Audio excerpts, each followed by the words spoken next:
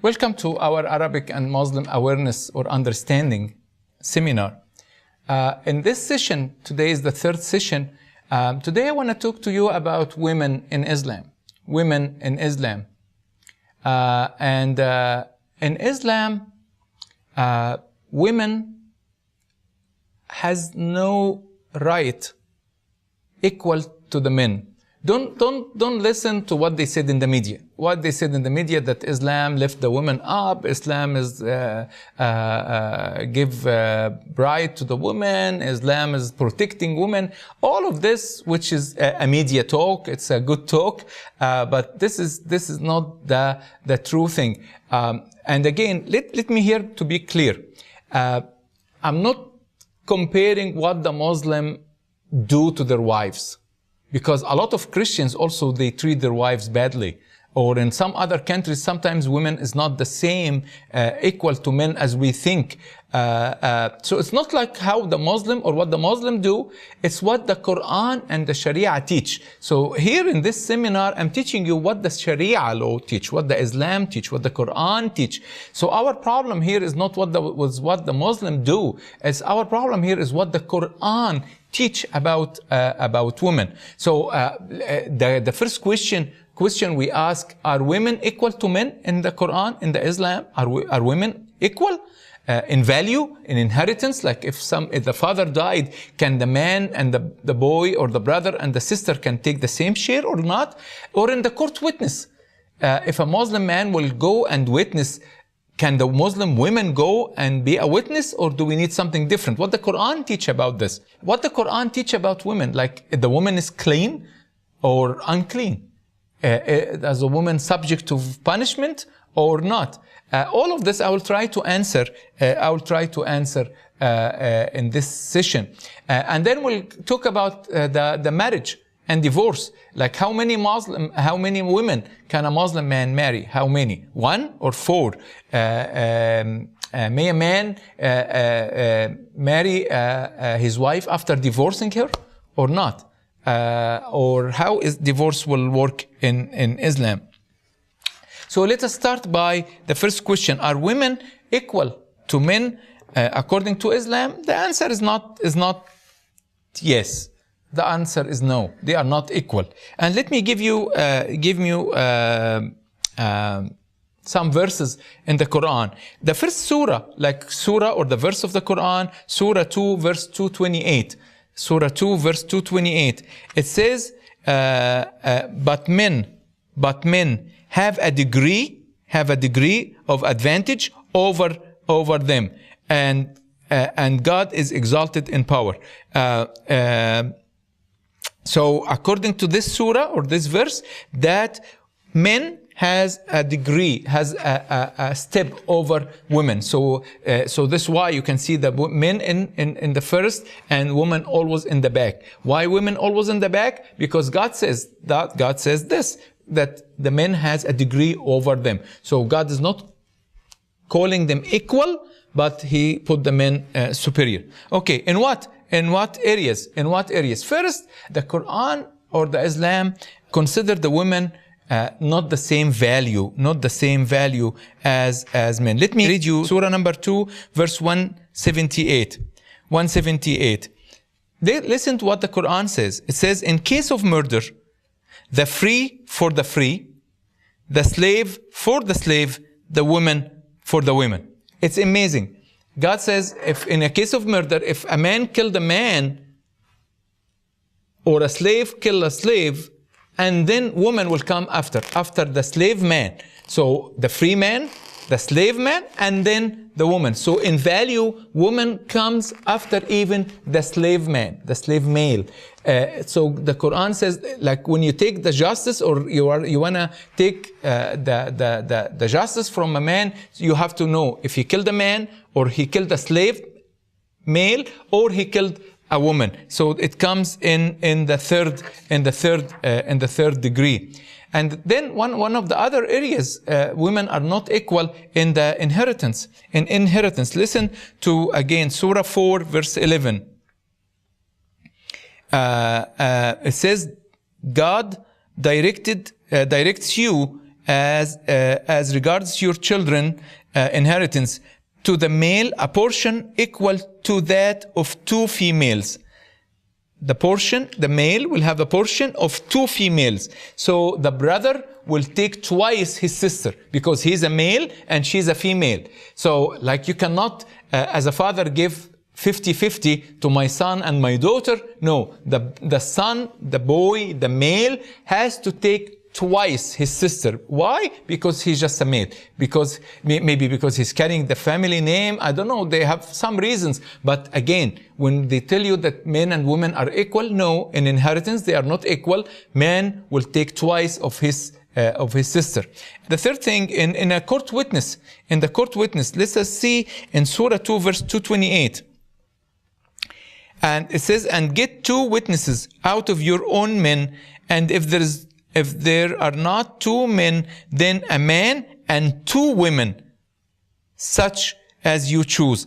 So either you will have 2 men, like in order for the judge to consider this, 2 men, or a man and 2 women. So 2 women equal to 1 man in the court witness. So again, when you come and say women are equal, no, they are not equal, because God says in value they are less than a slave.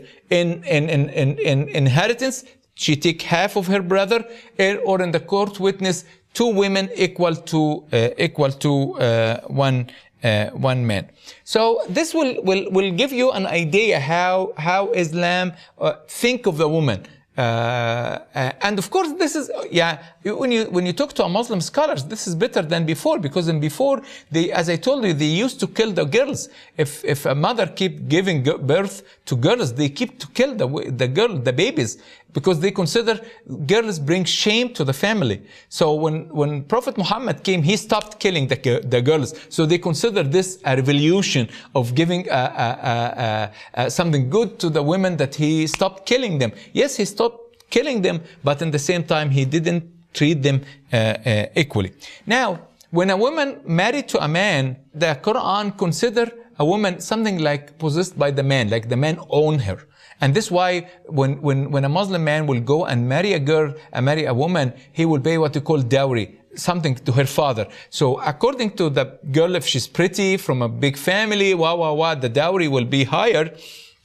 And the man always has the feeling that I paid your price, I paid for you, I paid to your dad your value. So this is why now you became mine. I own you. So let us see in Surah 3:14 says, fear in the eyes of men is the love of things they covet, women and sons and everything. So men, because they paid, they consider them. They own them. It's like things they own. So it's considered their wives and their kids, or money, or gold, or silver, as Surah 3:14 says. God is calling them, there's something you own. As you own the furniture, as you own your desk, as you own your money, as you own your gold, you own your wife and your kids. But one of the other things which is strange you find in the Quran is the Quran considered the woman unclean object. Unclean object. Islam teaches that the women are unclean. If a Muslim man touches a woman, even his wife, before praying, he considered unclean for prayer. As I told you, when you go to pray, you have to be washed. So you have to be clean. So when you are washed and being clean, in your way to the mosque, like in your way, if you touch your wife, it's not, I'm not talking about hugging, kissing, or having sex. If you just touch your wife, if you touch your wife, they consider unclean, and they have to go and rewash again. So again, this will give you an idea how Islam think of a woman. Like if a man touches her, even her husband, he considered unclean in front of Allah, and he needs to go to be washed. Let us see. This is again in Surah 4, verse 43. Surah 4, verse 43 says, O or you have been in contact with woman, and you find no water, then take yourself clean sand or earth. Like if you touched a woman and you couldn't find water, go clean yourself with dust or sand or earth, so to be clean, and then go and pray. So this is just imagine how the woman will feel. Like if her husband going out to pray and she said, "Oh, goodbye, my husband," and touched him, he said, "Wow, now I have to go and rewash again because she touched him." Like if he touch a dog or he touch a dead body. In the Old Testament, like they forbidden touching a dead body, or like especially if you are following God or doing something for the temple of Allah. But women is different. Woman is different. And then one of the other things is that the Muslim has the authority, as I told you, he owns his wife, so he has the authority to punish her. Listen again in Surah 4, verse 34. It says, on whose part you fear disloyalty. Like if your woman disobeying you and she shows disloyalty to you, admonish them first, and then refuse to share their beds, and then beat them. Of course, in the English translation, they put between parentheses lightly. The Quran in Arabic didn't say lightly or things. He said, admonish them. If she doesn't listen, refuse to share the bed, like using sex as a reward or a punishment. If she's good, you will have sex with her. If she's bad, you will refuse to share the bed with her. And if she keep disloyalty to you, or disloyal to you, or disobeying you, then you have the right to punish her, to beat her by beating her as a way of teaching her to be loyal to you. So again, most of the women will be afraid that she cannot say no, or she cannot say her opinion, because her husband has the right, according to Quran, to do this. So like if you are in a Muslim country and have been beaten by your husband, you cannot go to a court, or you cannot go to the police and say, my husband beating me, because again, he's using a right given to him by Allah in the Quran. This is different in the Western world. Is different because now in America or in Europe, in Canada, Australia, if this happened, you can call the police and the police will come and doesn't care what kind of religion your husband is. But in the Muslim nations, in the Muslim countries which follow the Sharia law, if a man beat his wife, he used the right. He's using the right given to him by Allah. Now the question is, when we talk about sex and marriage in Islam, how many women can a Muslim marry? According to Islam, allows polygamy. A man marry up to 4 wives. Up to 4 wives at one time. He cannot have more than 4 in one time, but he can divorce 2 and marry another 2, or divorce the 4 and marry another 4, but he cannot keep more than 4 wives in one time. In Surah 4, verse 3, it says, marry women of your choice. This is the verse, and listen carefully. It says, marry women of your choice, 2 or 3 or 4.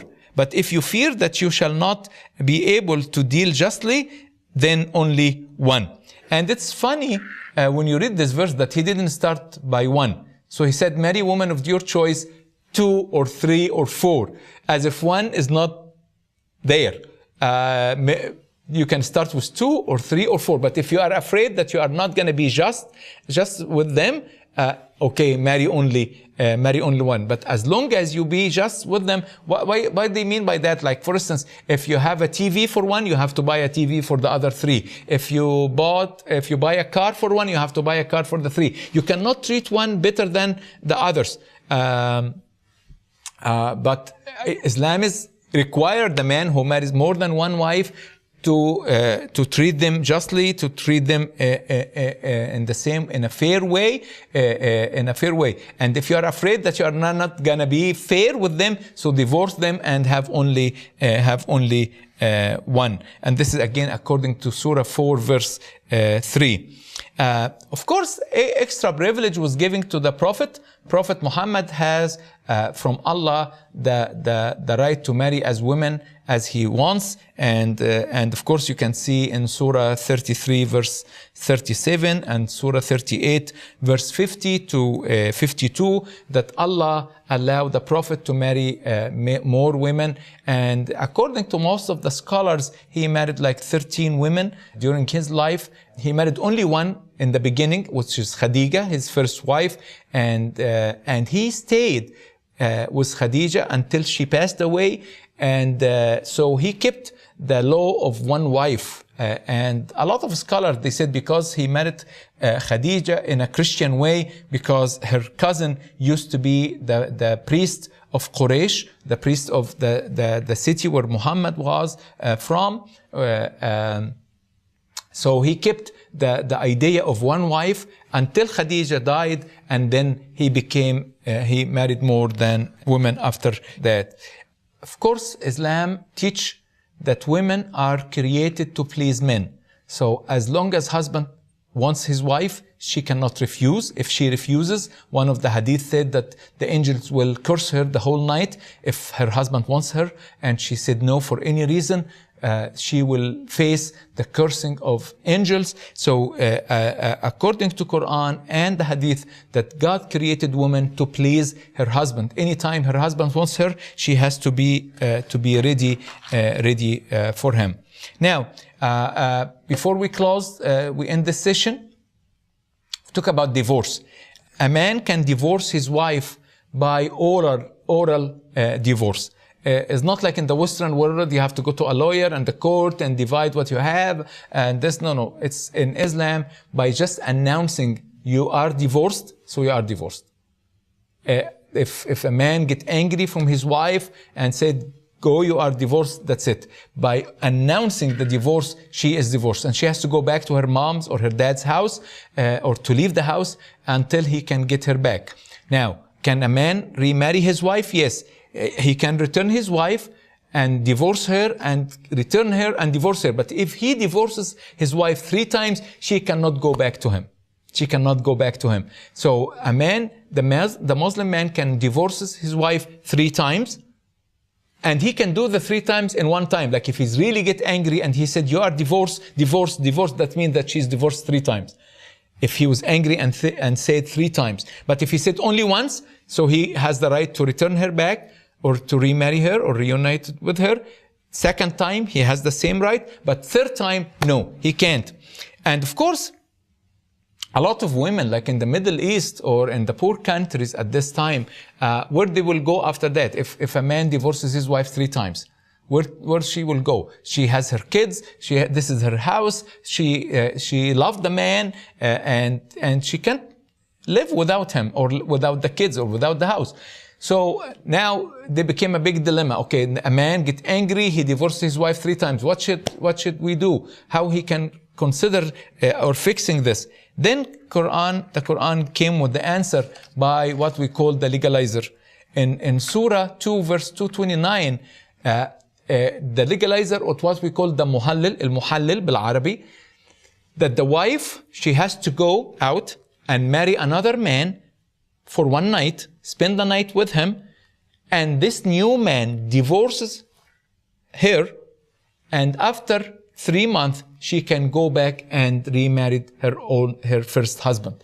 So, a man get angry, he divorces his wife 3 times, or for the 3rd time, now she has to go and marry another one, and get divorced from another man, in order to go back to her first husband.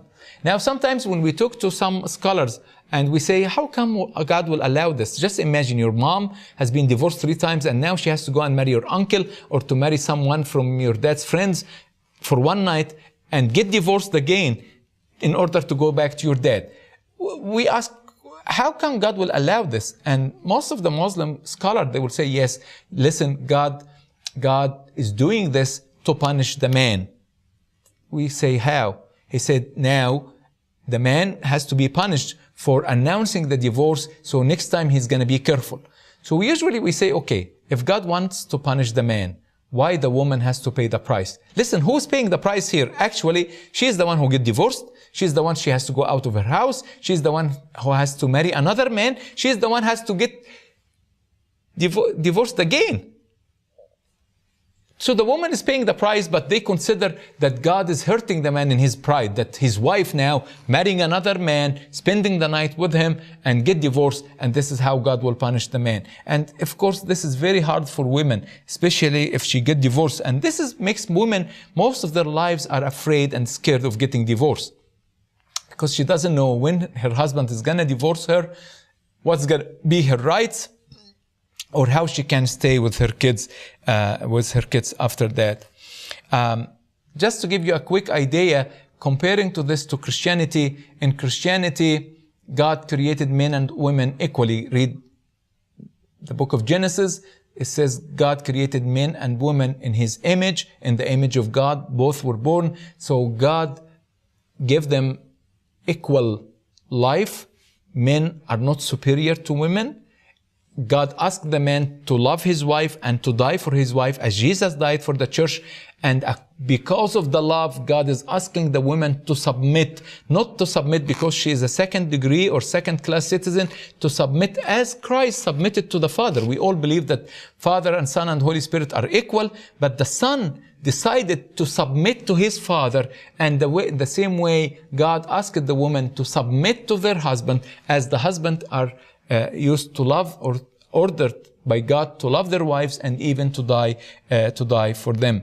In Christianity, or in the Old Testament and the New Testament, if a man divorces his wife and she married another man, she cannot go back to her first husband, because this will consider a bad thing in front of God's eyes. If she became to another man, she cannot go to her first husband. Divorce is not allowed in Christianity except for adultery. Other than that, men are required to love their wives and women are required to submit.